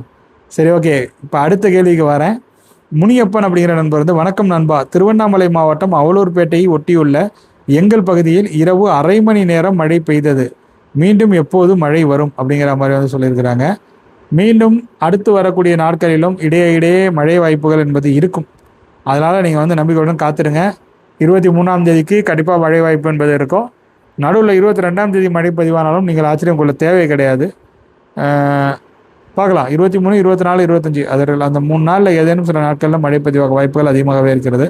சதீஷ் ராக்கி, குட் ஆஃப்டர்நூன் தம்பி, ஸ்ரீலங்கா பட்டிக்கோலா ரெயின் இருக்கா சொல்லுங்கள் தம்பி, தேங்க்ஸ் அப்படிங்கிற மாதிரி சொல்லியிருக்கிறாங்க. மட்டக்களப்பு தானே, ஏன் கவலைப்படுறீங்க, இதை வந்துடுறாருங்க. மட்டக்களப்பு பகுதியை பொறுத்த வரையில் அவங்களுக்கு வடகிழக்கு பருவமழை தான் அதிகமாக கை கொடுக்கும். 23ஆம் தேதி என்று நம்ம மழையை வந்து எதிர்பார்க்கலாம். 23, 24ஆம் தேதிகளின் வாக்கில் அது வந்து மறைமுகமான தாக்கத்தால் கிடைக்கக்கூடிய மழை தாங்க, அது நேரடியான தாக்கம் வந்து கிடையாது. அடுத்த 24 மணி நேரத்தில் கூட மாலை அல்லது இரவு நேரத்தில் அந்த இலங்கையினுடைய தெற்கு மாகாணங்களில் சில இடங்களில் மழை பதிவாக வாய்ப்புகள் இருக்குது. அம்பாறை மாவட்டத்தினுடைய ஒரு சில இடங்களில் மழையானது வந்து பதிவாகலாம். மட்டக்களப்புக்கு அது பலன் கொடுக்குதாங்கிறத நீங்களே பாருங்கள் காத்திருந்து. அடுத்தடுத்து வரக்கூடிய தினங்களிலும், அதாவது 23, 24 அந்த தேதிகளில் அல்லது 25ஆம் தேதிகளில் கூட மழையெல்லாம் வந்து பதிவாகலாம். வடகிழக்கு பருவமழையில் இன்னும் கனத்த மழைக்கெல்லாம் வாய்ப்புகள் இருக்குது. நான் இப்போயே சொல்லிடுறேன். மட்டக்களப்பை பொறுத்த வரைக்கும் அருண் T2020 எஸ்டர்டே எங்கள் ஊரில் மட்டும் ½ ரெயின் பார்க்குது. பக்கத்து ஊரில் ட்ரிஸ்லிங், வாட் ஏ மிராக்கல் அப்படிங்கிற மாதிரி சொல்லியிருக்காங்க. ட்ரிசிலாவது போட்டுச்சேன்ட்டு நீங்கள் பாருங்கள். ஏன்னா பக்கத்துலேயே இருக்கும்.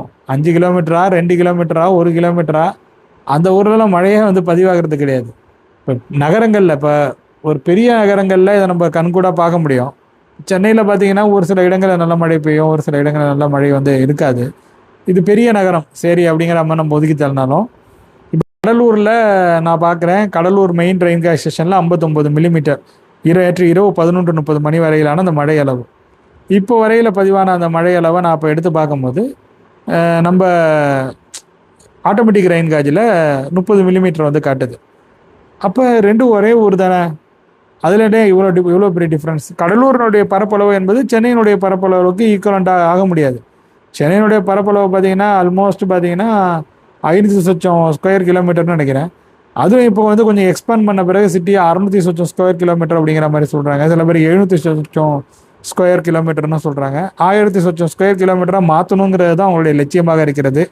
700 நிச்சயம், 1000 1000 நோக்கி அப்படிங்கிற மாதிரி போயிட்டுருக்காங்க. ஏன்னா அந்த 3 மாவட்டங்களை சேர்க்குற மாதிரியான ஒரு ப்ரொபோசலும் இருக்குது, திருவள்ளூர், காஞ்சிபுரம், செங்கல்பட்டு அந்த மாதிரி. ஏன்னா பெங்களூரில் அதை வந்து பண்ணியிருக்கிறாங்க. இந்த பெனார்கேட்டா பார்க் வரைக்கும் இருக்கக்கூடிய அந்த இடத்தெல்லாம் கூட சேர்த்துட்டாங்கன்னு நினைக்கிறேன். ஸோ அந்த மாதிரி அந்த அர்பன் ஏரியாஸை வந்து அவங்க வந்து எக்ஸ்பேண்ட் பண்ணிகிட்டே வந்து போவாங்க. அதனால இது ஒரு பெரிய நகரம். இந்த மாதிரி வந்து கடலூர் வந்து கிடையாது. கடலூரினுடைய பரப்பளவு வந்து கம்பேரிட்டிவாக நான் சொல்கிறேன், கடலூர் வந்து மாநகராட்சி தான், அது ஒரு பெரிய ஊர் தான், நிறைய தொழில்கள் இருக்குது. அந்த கடலூர் ஜிப்காட்டாக இருக்கட்டும், அது இல்லாமல் உங்களுக்கு நம்ம எப்படி சொல்கிறது, நிறைய அந்த மக்கள் வந்து வரக்கூடிய பகுதியாக இருக்கிறது கடலூர். அதிலெல்லாம் மாற்றுக்கிறதுக்கு கிடையாது, வளர்ச்சி அதிகமாக தான் இருக்கிறது. ஆனால் சென்னையுடன் ஒப்பிடும்பொழுது அது ஒரு சிறிய ஊர் தான், அப்படி தான் நம்ம வந்து பார்க்கணும். அப்போ அந்த ஊர்லேயே பார்த்தீங்கன்னாக்கா இந்த மாதிரி 2 மழை மானிகளில் வித்தியாசம் இருக்குது இல்லையா. இப்போ இதை விட சின்ன ஊருக்கு வருவோம், காரைக்கால் எடுத்துக்கோங்க. காரைக்கால் வந்து கடலூரை விட சிறிய ஊர் தான். ஆனால் காரைக்கால்லே கடலோர பகுதிகளில் வேறு மழை அளவும், அதாவது குறிப்பாக அந்த அரசலாக இருக்குது இந்த சைடு வேறு மழை அளவும், அரசலாக இருக்குது அந்த சைடு வேறு மழை அளவும் இருக்கும். ஸோ அவ்வளோ வித்தியாசங்கள் வந்து இருக்கும் மழை அளவுகளில். அதுக்காக தான் நான் வந்து சொல்ல வரேன்.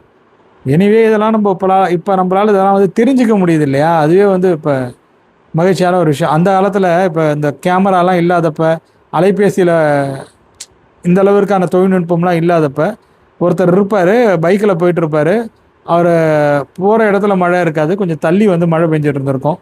அதை வந்து அவரால் பார்த்துருக்க முடியும், ஆனால் அதை வந்து ஒரு காட்சியாக அதை எடுத்துருக்க முடியாது, பதிவு பண்ணியிருக்க முடியாது. அவருடைய மனசில் கண்ணில் மட்டுமே அந்த காட்சி இருந்திருக்கும். அதை வந்து சிலாகித்து அவருடைய நண்பர்களிடமெல்லாம் பேசியிருப்பார். பாதி பேர் இவன் வந்து புருடா ஓடுறான்டான்னு சொல்லிட்டு ஓடிடுவாங்க. ஸோ அந்த மாதிரிலாம் வந்து இருந்திருக்கும். ஸோ இப்போ வந்து அதற்கெல்லாம் வந்து நம்மளால் வந்து அலைபேசி உதவி இருக்கிறதுனால, அதில் அந்த கேமரா இருக்கிறதுனால ஈஸியாக அதெல்லாம் வந்து கேப்சர் பண்ணிக்க முடியுது. ரெண்டாவது நமக்கு அந்த மழை அளவுகள்லாம் ஈஸியாக கிடைக்குது, அதனால் ஈஸியாக நம்மளால் தெரிஞ்சிக்க முடியுது. இப்போ இருக்கிற அந்த அண்டர்ஸ்டாண்டிங் வந்து அந்த காலத்தில் வந்து குறைவு அப்படிங்கிறது தான் வந்து நிதர்சனமான உண்மை. அதாவது அவங்களுக்கு எதுவுமே தெரியாது, ஆனால் அதை வச்சு அதை எதுவுமே என்னன்னாக்கா அது முழுசாக பார்க்க முடியாது, அதனுடைய அந்த வடிவம் தெரியாது. ஆனால் நடக்கக்கூடிய நிகழ்வுகளை வச்சு அவங்களால வந்து கணிக்க முடியும். அது வந்து ஒரு புத்திசாலித்தனமான ஒரு விஷயம்.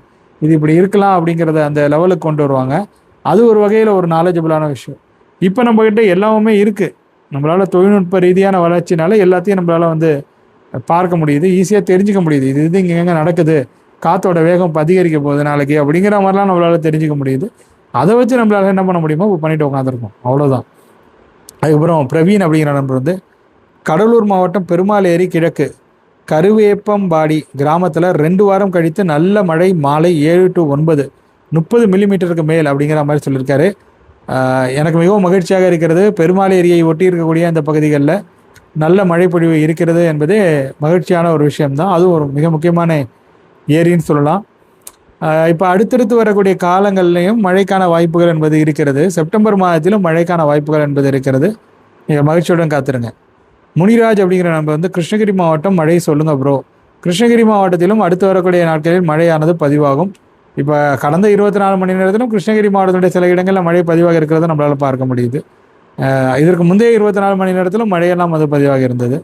சகாயமேரி அப்படிங்கிறவங்க வந்து தேங்க்ஸ் சார், மை ரிப்ளே விவசாயம் will destroy soon because no rain water, Dindigul Chinnalampatti Vellodu 1700 borewell அப்படிங்கிற மாதிரி சொல்லியிருக்காங்க. சில இடங்கள் வந்து உண்மையிலே வந்து பாதிக்கப்பட்டிருக்கிறது, அதில் வந்து மறுப்பதற்கு எதுவுமே இல்லை. சில இடங்கள் வந்து இப்பொழுது பல காரணங்களால் இந்த தொழிலை வந்து நடத்த முடியல.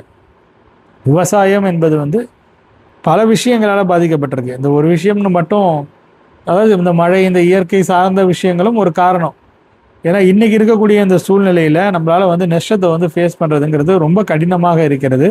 அந்த அளவிற்கு நாம் சென்று விட்டோம். விலைவாசி உயர்வு என்பது ஒரு புறம் அதிகரித்து கொண்டே இருக்கிறது. எல்லாம் வந்து பொருளாதாரம் அந்த விஷயத்தை நோக்கி வேகமாக ஓடக்கூடிய ஒரு நிலையில் இருக்கிறாங்க. அதையும் நம்மளால் வந்து பார்க்க முடியுது. அது மட்டும் இல்லாமல் நகரமயமாக்கலும் ஒரு மிகப்பெரிய ஒரு காரணமாக இருக்குது. இப்போ செங்கல்பட்டு பக்கத்துலலாம் பார்த்தீங்கன்னாக்கா, நான் போய் ஒரு இடம் பார்க்குறேன்னாக்கா அந்த இடத்த சுற்றி ஏரியா தான் இருக்குது. ஒரு ஊர் பேர் சொல்கிறாங்க. அந்த ஊரை பற்றி நம்ம வந்து தெரிஞ்சுக்க முயற்சி பண்ணோம்னாக்கா அதுக்கு ஏன் அந்த பேர் வந்தது அப்படிங்கிறத எடுத்து நம்ம ஆரம்பித்து பார்த்தோம்னாக்கா அதை சுற்றி ஏரிகள் இருந்திருக்குதுங்க. அவ்வளோ ரம்மியமான ஒரு ஊராக இருந்திருக்குது. அங்கெல்லாம் வந்து ஏரி இருக்கிறத தவிர தண்ணி இல்லை. இப்போ எல்லாம் அங்கே பிளாட்டு போட்டிருக்காங்க. நமக்கு வந்து என்னென்னா அந்த மேப்பில் பார்க்கும் போது தான் அந்த ஏரி இருந்ததுக்கான அந்த அறிகுறி என்பது தெரிகிறது. சில பேர்ட்ட நான் கேட்கும் போது சில லேண்ட் ப்ரொமோட்டரே வந்து அவங்க வந்து அங்கே நபர்கள் வந்து வச்சுருப்பாங்க அந்த உள்ளூர்லேயே. அவங்கள்ட்ட நான் விசாரிக்கும் போது இங்கே ஒரு ஏரி ஒன்று இருக்குது அப்படிங்கிறத வந்து சொல்லுவாங்க. அந்த ஏரியை ஒட்டி இருக்கிறதுனால தான் இது வந்து லேக் வியூ. ஏரி இருக்கப்பா, தண்ணி இல்லையே, அங்கே தண்ணி இனிமே வருமா, மழை பெய்யும் போது வருமா, அதெல்லாம் நமக்கு தெரியாது. இல்லை தண்ணியே வரலனாக்கா அதுக்கு மேலே மண்ணு கொட்டி ஃப்ளாட்டு போட்டுருவாங்களாங்கிறதும் நமக்கு வந்து ஒன்றும் வந்து புரியல. ஸோ அந்த மாதிரி தான் வந்து இருக்குது. அவ்வளோ ஏரிகளுங்க, அவ்வளோ நீர்நிலைகள். நீர்நிலைகளுக்கு பஞ்சமே இல்லாத ஒரு நகரம் வந்து சென்னை. மாற்று கருத்தை யாராலும் சொல்ல முடியாதுங்க. அத்தனை நீர்நிலைகள் இருக்குங்க. நான் பார்க்குற இடமெல்லாம், நான் வந்து இப்போ காரைக்காலில் டெல்டாவிலேருந்து வரேன். நான் வந்து இப்போ ஒரு ஏரினா, இப்போ நல்லம்பல் லேக் இருக்குது காரைக்காலில். ஒரு 10 கிலோமீட்டர் ட்ராவல் பண்ணோம் அப்படிங்கிற மாதிரி வச்சுக்கோங்களேன் காரைக்காலிலேருந்து. ஆனால் இங்கே அப்படி கிடையாது. நான் தங்கியிருக்கிற இடத்துல 1 கிலோமீட்டர் நான் வந்து தெற்காக நடந்து போனேன்னா ஒரு ஏரி இருக்குது. அதே போல் கொஞ்சம் தூரம் இந்த சைடு நடந்து போனோன்னா, மேற்காக நடந்து போனோன்னாக்கா ஏரி இருக்குது. இந்த சைடு போனால், பெருங்கலத்தூர் சைடு போனால் அங்கே ஒரு பெரிய ஏரி இருக்குது. இந்த சைடு போனால் மடிப்பாக்கம் போனால் அங்கே ஒரு ஏரி இருக்குது. கீழ்கட்டில் போனால் அங்கே ஒரு பெரிய ஏரி இருக்குது. எல்லாம் 200 அடி ரோட்டில் சும்மா ட்ராவல் பண்ணி, இப்போ கீழ்கட்டில் மடிப்பாக்கத்துக்கு போகிறதுக்கே 200 அடி ரோட்டில் தான் நான் ட்ராவல் பண்ணுறேன்னாக்கா, அதுக்கு நடுவுலேயே வந்து ரோடு போகுது. அதை சுற்றி 2 சைட்லேயுமே ஏரி இருக்குது. அப்போ எவ்வளவு நீர்நிலைகள் பாருங்கள் இந்த ஒரு இடத்துல மட்டும். இது இல்லாமல் மலைப்பாங்கான இடங்களும் அதிகம். ஸோ இதோடைய அமைப்பு வந்து வேறு லெவலில் இருந்திருக்கணும். இந்நேரம் இதெல்லாம் கரெக்டாக யூட்டிலைஸ் பண்ணியிருந்தா பல அழகான அம்சங்களை வந்து கொண்ட ஒரு நகரமாக இதை வந்து உருவாக்கி இருக்கலாம். பட் பல விஷயங்களை நம்ம மாற்றி அமைச்சாச்சு. இனிமேல் அதெல்லாம் சரி பண்ண முடியாது. இதே போன்ற ஒரு நகரத்தில் வேறு சில இடங்களில், இப்போ கடலூர் மாதிரியான ஒரு மாநகராட்சி பெரிதாகி கொண்டு இருக்கிறது அப்படிங்கும் போது, அங்கேயாவது இனிமேல் நீர்நிலைகளை எப்படி பராமரிக்கிறது அப்படிங்கிற ஒரு விஷயத்தை கையாளணும். இங்கே கிடைச்ச படிப்பினையே அங்கே வந்து புகுத்த வேண்டியதுதான். இனி வந்து புதிதாக உருவாகக்கூடிய நகரங்கள், மாநகராட்சிகள், அவைகள் வந்து அந்த நீர்நிலைகளை கையாளுவதில் அதிக கவனம் செலுத்தணும் அப்படிங்கிறது தான் என்னுடைய கருத்தாக இருக்கிறது. உங்கள் பகுதியை பொறுத்த வரைக்கும் ரொம்ப டிபிக்கலான ஒரு பகுதி. இப்போ சிரமமாக தான் இருக்குது. திண்டுக்கல் மாவட்டத்தில் பெரும்பாலான இடங்கள் வந்து இந்த சிரமத்தை கையாண்டு கொண்டிருக்கின்றன. முன்னிருந்த அளவிற்கான அந்த நிலை வந்து இப்பொழுது இல்லை என்பது வருத்தத்துக்குரிய ஒரு விஷயம்தான். அதில் மறுப்பதற்கு எதுவுமே கிடையாது. ஜெயகண்ணன் மருதூர் வந்து ஆட்டியம் கொடுத்துருக்காங்க. நன்றி, உங்களுக்கும் தொடர்ந்து இணைந்திருங்க. கண்ணன் 2 டேஸாக வீடியோ போடலையே அண்ணா அப்படிங்கிற மாதிரி வந்து கேட்டிருக்காங்க. ஆமாம் ப்ரோ, கடந்த காணொலியிலே நான் வந்து சொல்லியிருந்தேன். அதோட கருத்துரை பகுதியில் தான் நீங்கள் பகிர்ந்துருக்கீங்க. ஆமாம், அதற்கான ரீசனை நம்ம பேசினோம்னாக்கா இப்போ நம்ம பேசுனதை விட பயங்கர லென்த்தாக போவோம். 1 hour வீடியோ ஆகிட போகுது. நம்ம அப்படியே கடன்னு கொண்டு போயிடலாம். இப்போயே அது 1 hour ரீச் பண்ணிடும் போல இருக்கேன். நான் 48 நிமிஷம், அதாவது 12:48க்கு ஆரம்பித்தேன். இப்போ வந்து 1:27, 1:30 ரீச் பண்ணாகுது. ஸோ 40 நிமிஷத்துக்கு மேலே தான் அந்த வீடியோ வந்து வரும். பார்ப்போம் 1 மணி நேரத்துக்குள்ளே முடிப்போமான்னு. ராஜ்குமார் அவங்க என்ன வச்சுருக்காங்க, ஏன்னா எங்கு பார்த்தாலும் மழை, ஆனால் வேதாரண்யம் மாவட்டம் கோவில் தாவு மட்டும் மழை இல்லை, வரும், நம்பிக்கையுடன் காத்திருங்க, இனி வரக்கூடிய நாட்கள் சாதகமாக தான் இருக்கிறது. சொல்லியிருக்கேன் இல்லையா, 23, 24 இல்லை 25 அந்த தேதிகளில் ஏதேனும் நாட்களில் சில நாட்கள் மழை பதிவாகலாம். அதற்கான வாய்ப்புகள்லாம் இருக்குது. ஷாகி 1988 ஜாங்கர், அட போங்கஜி, 5 ஹவர்ஸில் 5 சென்டிமீட்டர் சொல்லிட்டு Chennai inner city Nungambakkam and surroundings 15 மினிட்ஸ்க்கு 0.5 mm கூட வரல. Lot of people including you, I am not blaming and other channels I respect. Monday சாரல் டியூஸ்டே மழை, வெனஸ்டே சூப்பர் மழை including apps and radars. Reality is totally opposite. I don't know whether to uninstall weather apps and unsubscribe from all weather channels because everyone is குருட்டாம்போக்கு சுத்திஃபையிங் when it is unseasonal prediction because the rain we got compared to what was predicted looked like dew. அவ்வளோ கம்மி. It didn't even register a measurement but any chance of a better measurable rain in the coming future. இப்போ இந்த மாதிரி சென்னையில் இருக்கக்கூடிய ஒரு பகுதியை பொறுத்த வரையில் இந்த பிரச்சனைகள் என்பது வந்து இருக்கும். இப்போ சென்னையிலே சில இடங்களில் நல்ல மழை வந்து பதிவாக இருக்குது, அதுலேயும் நம்மளால் மறுக்க முடியாது. இப்போ நேற்று வந்து பதிவான மழையை விட குரோம்பேட்டில் இன்றைக்கி பதிவான மழை வந்து குறைவு அப்படிங்கிற மாதிரி தான் நான் வந்து பார்க்குறேன். நேற்று இல்லை, இன்றைக்கும் ஓரளவு, ஆமாம் இன்றைக்கி தூறல் மாதிரியே பெஞ்சிட்டு இருந்தது. நேற்று கூட நடுவில் கொஞ்சம் வீரியம் கொஞ்சம் எடுத்தது, அதுக்கப்புறம் நின்றுடுச்சு. ஸோ இந்த மாதிரி ஷார்ட் ஸ்பேனில் மழை பெய்யும் போது சமயத்தில் அந்த மாதிரி நடக்கிறது உண்டு. சில பகுதிகள் மிஸ் ஆகிறதுங்கிறது இப்படி தான். அதனால தான் நம்ம சென்னை மாநகர் மட்டுமடைய புறநகர் பகுதி அப்படிங்கிற மாதிரி வந்து சொல்லுவோம். நீங்கள் சொன்ன மாதிரி இது வந்து ஒரு ஆஃப் சீசனல் ரெயின்ஃபால் தான். அது நமக்கான பருவமழைங்கிறது வந்து வடகிழக்கு பருவமழை தான். இது வந்து வெப்பச்சலன மழை. இது வந்து அந்த நேரத்தை பொறுத்து ஒரு சாதகத்தன்மை மிக்க ஒரு அமைப்பை பொறுத்து பதிவாகக்கூடிய மழை. அதுலேயும் ஒரு குறிப்பிட்ட பகுதிகளில் இந்த அளவுக்கு தான் மழை பதிவாகுங்கிறதெல்லாம் நம்மளால் உறுதியாலாம் சொல்லிடவே முடியாது. நீங்கள் வந்து மழைக்கான வாய்ப்புகள் இல்லைன்னு சொல்லவே முடியாது சென்னையை பொறுத்த வரைக்கும். ஏன்னா சாத்தியக்கூறுகள் அப்படி தாங்க இருக்குது. இப்போ 23 லைட்டாக மேற்கு திசை காற்றோட வேகம் இருக்குன்னு சொல்கிறோம் இல்லையா? ஸோ அப்போ எந்த அளவுக்கு மழை பதிவாகுதுன்னு சொல்லி பார்க்கலாம். ஸோ நம்பிக்கையோடு இருங்க, மழை பதிவாகும். கார்த்திகேயன், நேற்று சென்னையில் எங்கள் பகுதியில் வெறும் 5 நிமிடம் மிக பலத்த மழை பெய்தது. நான் கூட என்னவோ நன்றாக வலுத்து பெய்யும் என்று நினைத்தேன். 5 நிமிடம் பிறகு வானத்தில் நட்சத்திரமே வந்துவிட்டது. தொடர்ந்து 1 மணி நேரம் பெய்யும் மழை மீண்டும் எப்பொழுது வரும்? நவம்பர் மாதத்தில் போட்டு ஒரு கொஸ்டின் மார்க்கை போட்டிருக்கீங்க. அதுக்கு என்ன அர்த்தம்? நவம்பர் மாதத்தில் வருங்கிறீங்களா இல்லை வருமானு கேட்குறீங்களா? வரும், கண்டிப்பாக வரும். நீங்கள் இப்படி தான் ஒவ்வொரு ஆண்லேயும் மழை எப்போ பெய்யும் மழை எப்போ பெய்யும்னு கேட்டுட்ருக்கீங்க. நானும் ஒவ்வொரு ஆண்லேயும் மழை எப்போ நிற்கும்னு நீங்கள் கண்டிப்பாக கேட்பீங்கன்னு சொல்லியிருக்கேன். இந்த ஆண்டும் நான் அதை தான் சொல்கிறேன். நீங்கள் வந்து அடுத்து பிறக்கக்கூடிய வடகிழக்கு பருவமழை காலகட்டத்தில் சென்னையில் மழை எப்பொழுது நிற்கும் என்கிற ஒரு கேள்வியை முன்வைக்கத்தான் போகிறீர்கள். அது நடக்கும், பாருங்கள். ஸோ மழையை பொறுத்த வரைக்கும் அப்படி தான். செப்டம்பர் மாதத்துலேயும் மழையானது பதிவாகும் சென்னை மாநகரில். எந்த அளவு கிடைக்குதுன்னு சொல்லி பார்க்கலாம். இப்போதைக்கு கிடைக்கக்கூடிய மழை என்பது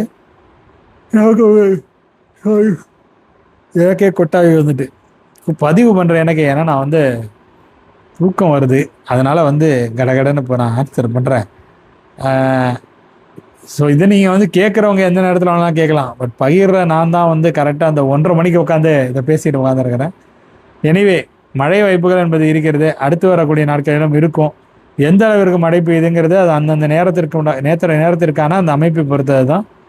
நீங்கள் வந்து நம்பிக்கையுடன் காத்துருங்க. 23, 24, 25 அதுக்கு பிறகு வரக்கூடிய நாட்கள், பல நாட்கள் இருக்கிறது. செப்டம்பர் மாதமும் இருக்கிறது. மகிழ்ச்சியோடு இருங்க. பால்பாண்டி அப்படிங்கிற நம்பர் வந்து Nilakottai very hot no rain அப்படிங்கிற மாதிரி சொல்லியிருக்காங்க. வருத்தத்துக்குரிய ஒரு விஷயம். இப்போ திண்டுக்கல் மாவட்டத்துடைய தெற்கு பகுதிகளின் சில இடங்களில் மழை பதிவாக இருப்பதாக தான் நமக்கு தெரிய வருது. பட் உங்கள் பகுதியில் மழை பதிவாகலை, பார்க்கலாம் அடுத்து வரக்கூடிய நாட்களில் பதிவாகுதா அப்படிங்கிற மாதிரி. இந்திராணி ஆர் அப்படிங்கிறவங்க வந்து கோவை கிணத்து கடவு மழை இல்லைன்னு சொல்லியிருக்கிறாங்க. வருத்தமாக தான் இருக்கிறது. பார்க்கலாம் 23, 24, 25 ஸோ அந்த தேதிகள் ஓரளவிற்கு சில இடங்களுக்கு பலன் வழங்கும் அப்படிங்கிற மாதிரி நான் நம்புகிறேன். வெற்றிவேல் 13 மணி நேரத்திற்கு முன்பாக இன்னொரு கருத்தையும் முன்வைத்திருக்கிறார். ஹாய் அண்ணா, ஒரு உழவு மழை means 2.5 centimetre or 25 millimetre or 1 inch of ரைன்னு சொல்லலாம். இப்போ கர்நாடகா டேம் பில்டு பண்ணி ரைன் வாட்டர் தமிழ்நாடு போகாமல் டேம் பில்டு பண்ணி ஸ்டாப் பண்ணிட்டாங்க. அவங்களுக்கும் மான்சூன் அஃபெக்ட் ஆகாதா? ரைன் டிக்ரீஸ் ஆகாதா? நீங்கள் டெம்பரேச்சர் பற்றி சொன்னீங்க. வாட்டர் ஃப்ளோ டெம்பரேச்சர் கரெக்ட் இருக்கும் ஃபார் மான்சூன்.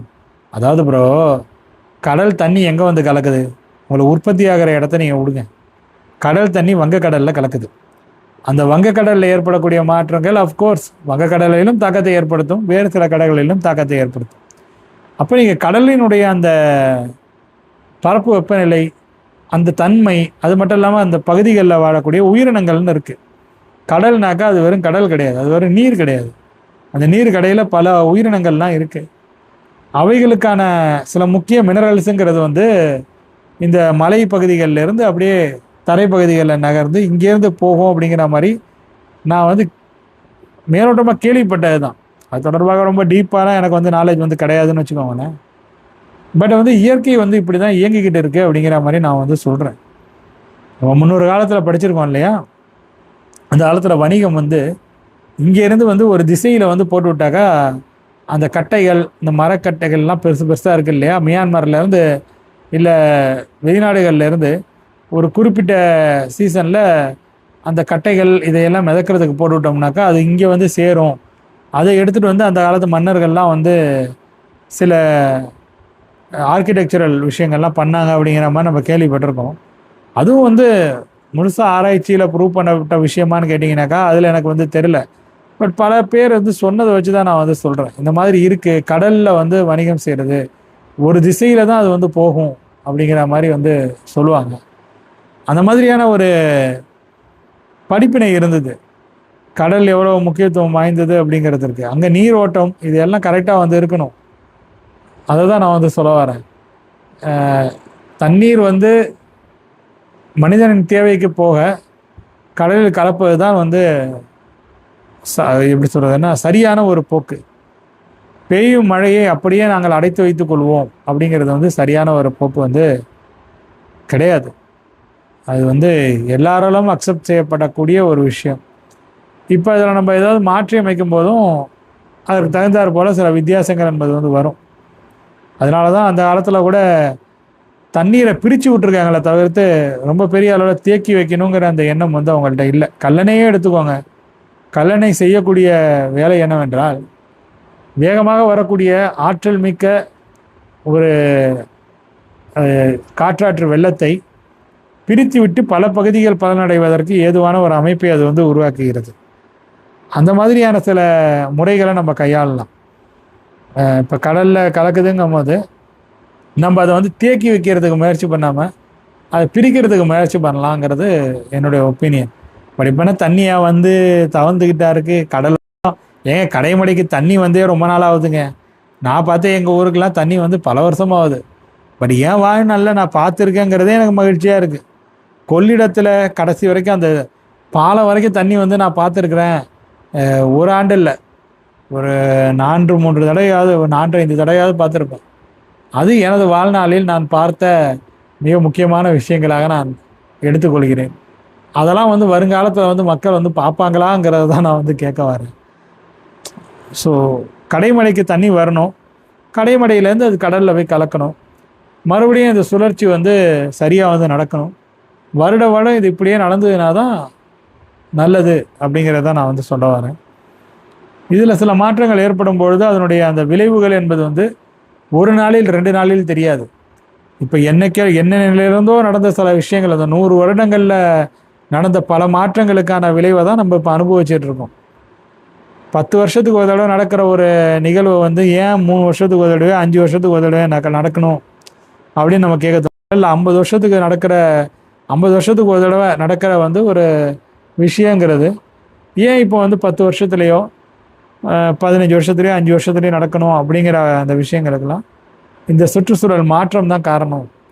அப்போ அந்த சுற்றுச்சூழல் மாற்றத்தை அதிக அளவில் இது பண்ண விடாமல், அதாவது எப்படி சொல்கிறதுன்னா அதிக அளவில் மாற்றி அமைக்காமல் முடிந்த வரையில் நம்மளால் எவ்வளோ முடியுமோ அவ்வளோதான். அதுக்காக நம்மளும் வந்து முழுசாக அப்படியே அதை வச்சுக்க முடியாது. ஏன்னா நம்ம வாழ்கிறது, நம்ம ஒரு கட்டடம் கட்டுறோம்னாக்கா, இன்றைக்கி ஒரு கட்டடத்தில் உட்காந்து நான் பேசிகிட்டு இருக்கேன்னா அது வந்து இயற்கையை அழித்து உருவாக்கப்பட்ட ஒரு கட்டிடம் தான். இந்த இடத்துல மண்ணும் அதில் பூச்சியும் புழுவும் நான் சொன்ன அந்த கதையில் இருந்த மாதிரி உயிரினங்களும் இருந்திருக்கும். அதுக்கு மேலே தான் அந்த கட்டடம் இருக்குது. அப்போ இந்த கட்டடத்தில் இருந்துக்கிட்டு நான் இயற்கையை எந்த அளவிற்கு சரிவர கொண்டுட்டு வரணும், முடிஞ்ச வரைக்கும் இப்போ மரம் நடுறோம், அந்த மாதிரி நீர்நிலைகளை ஓரளவிற்கு கரெக்டாக வச்சுக்கிறோம். இந்த மாதிரியான ஒரு விஷயத்துக்காக தான் சொல்கிறேன். அந்த ஆறுகளினுடைய அந்த நீர்வழி பாதை நன்றாக பராமரிக்கப்பட வேண்டும். கடைமடை வரை நீர் வர வேண்டும். நீர் வந்து அது கடலில் கலக்க வேண்டும். இப்பொழுது நடக்கக்கூடிய அந்த வானிலை மாற்றங்களுக்கு பெசிபிக் கடல் பரப்பில் ஏற்படக்கூடிய வெப்பநிலை மாற்றம் தான் காரணம்னு நம்ம பேசிகிட்டு இருக்கோம் இல்லையா. எல்னினோ ஒரு ஃபேக்டராக எடுத்துகிட்டு வந்து வைக்கிறாங்க இல்லையா. அங்கே ஏன் கடல் பரப்பு வெப்பநிலை அதிகரிக்க வேண்டும்? புவி வெப்பமயமாகலால் மட்டுமே அங்கு கடல் பரப்பு வெப்பநிலை அதிகரிக்கிறதா, இல்லை அந்த கடலிலே ஏற்படக்கூடிய சில மாற்றங்களும் அதற்கு காரணியாக இருக்கிறதா? நீங்களே சொல்லுங்கள். மாதிரி தான் எல்லா கடலுக்கும் சூழல்கள் மாறினால் அனைத்தும் மாறும். ஸோ இயற்கைக்கு முடிந்த வரையில் நாம் நெருக்கமாக சென்று நம்மை நாம் வளர்த்து கொள்ள வேண்டும். நம்முடைய வாழ்வியலும் நாம் எளிமையாக்கி கொள்ள வேண்டும். இயற்கையை முற்றிலும் அதனுடைய போக்கில் இருக்க விடாமல் அனைத்தையும் நாம் அணை போட்டு தடுத்து விட்டு, அது மட்டுமல்லாது அனைத்து விஷயங்களையும் நாம் நமக்காகவே சுயநலத்துடன் மாற்றி அமைத்து விட்டு மற்ற உயிரினங்களை பற்றி யோசிக்காமல் இருக்க முடியாது. கடலில் வாழக்கூடிய சில உயிரினங்களுக்கு இங்கிருந்து வரக்கூடிய நீரினால் சில நன்மைகள் இருக்கும் என்பதை போன்று கேள்விப்பட்டேன். அது தொடர்பான நான் மறுபடியும் சொல்கிறேன், அதில் டீப்பான நாலேஜெலாம் என்கிட்ட வந்து கிடையாது. உங்களுக்கு அதில் நாலேஜ் இருக்கலாம், நீங்கள் வேணால் அது தொடர்பான இன்ஃபர்மேஷனை ஷேர் பண்ணுங்கள். இது தொடர்பான எக்ஸ்பர்ட்ஸ் யாராவது இருந்தாலும் நம்ம வந்து பேசலாம், எவ்வளோ இதெல்லாம் இம்பார்ட்டண்ட் அப்படிங்கிறது. அவ்வளோதான் தொடர்களை இந்த காணொலியை பொறுத்த வரைக்கும். இது ஒரு பெரிய லென்த்தான காணொலி, 50 நிமிடத்தை எட்டி விட்டது. இதற்கு மேலும் இந்த காணொலியின் நேரம் போனால் அது ரொம்ப கஷ்டமாயிடும். இதோட இந்த காணொலியை நான் நிறைவு பண்ணிக்கிறேன். வானிலை தொடர்பான முக்கியமான அவசியமான உங்களுக்கு பயன் வழங்கக்கூடிய வகையிலான தகவல்களுடன் மீண்டும் உங்கள் அனைவரையும் சந்திக்கும் வரையில் உங்களிடமிருந்து விடைபெற்றுக் கொள்வது உங்கள் இமானுவேல். நன்றி, வணக்கம்.